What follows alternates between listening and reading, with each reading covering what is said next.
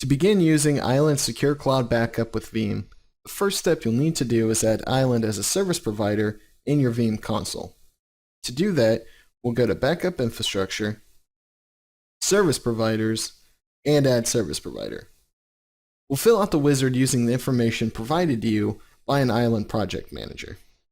In my case, I'm backing up to Dallas. However, depending on the location or data center you're backing up to, this DNS name may change. Check the box below to allow this Veeam backup and replication installation to be managed by a service provider. This allows Island to display more useful data from your Veeam instance within the Island console. On the next page, we'll make sure our certificate is verified, and we'll add in our credentials. Again, these credentials will be provided to you by an Island project manager. Once you have your credentials entered, hit OK, and then we'll hit Apply. Under Resources, we'll verify our storage capacity, and we'll hit Apply again.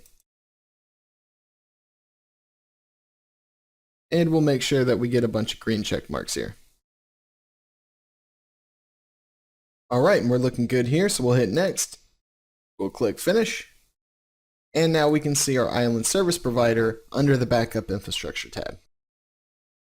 We can also take a look at Backup Repositories and see our new cloud repository, along with the capacity and the free space of that repository.